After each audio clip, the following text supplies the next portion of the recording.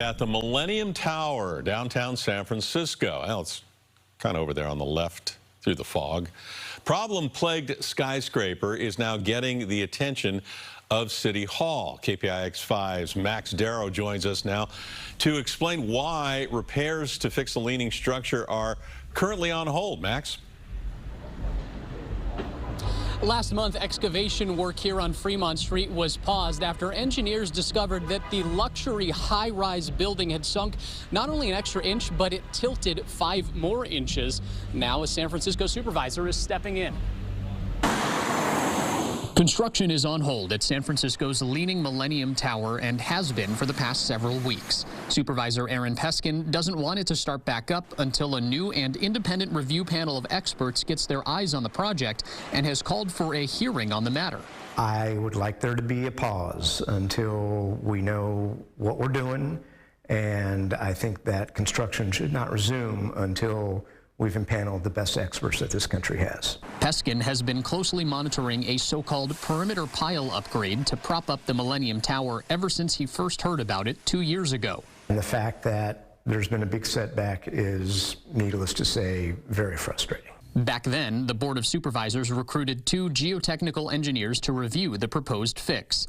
Those experts warned it could cause further loss of groundwater, which is likely to cause more irreparable damage to the building's substructure. It would appear that for whatever reason, that fix may be exacerbating the rate of sinking and tilting, which by all accounts had slowed until this project was undertaken.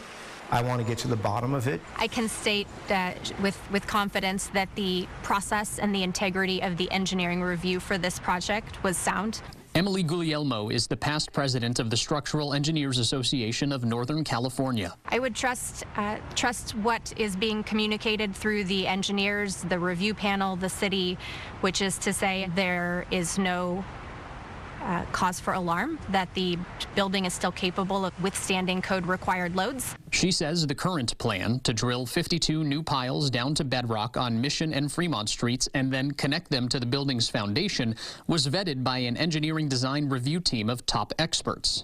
Has this been done before, the specific plan that's in action right now? I don't know that it's been done with this level of visibility or maybe on this magnitude, but it's definitely a known engineering solution. But this engineer is not so sure. I would say it definitely comes across as ambitious. Rune Storzund is the executive director of the UC Berkeley Center for Catastrophic Risk Management. I'm not sure that we're on the verge of structural collapse. But again, you know, this building is situated in a highly urbanized area.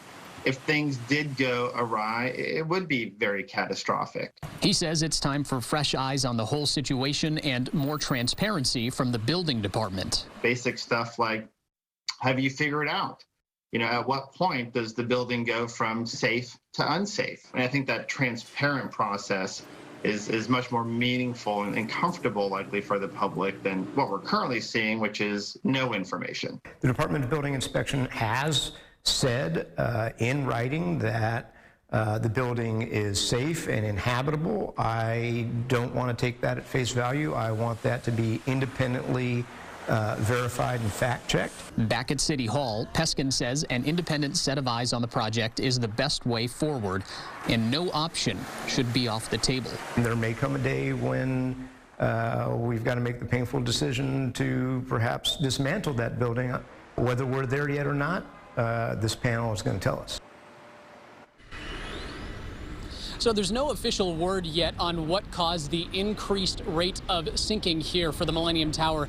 But in response to Supervisor Peskin, the HOA spokesperson provided KPIX5 with the following statement saying, based on monitoring data, the increase in building movement stopped almost immediately after construction was halted and has returned to pre-construction levels of settlement and tilting, which has been negligible for several years.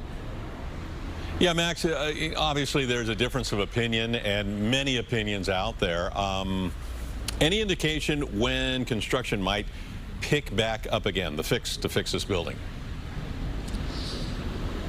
So, Ken, we actually just received a copy of a bulletin that the HOA Board of Directors put out to homeowners here at the Millennium Tower, saying that they actually hope to resume construction shortly. But obviously, with Supervisor Peskin getting involved, that could also be up in the air. Ken? All right. Max Darrow, thank you for that.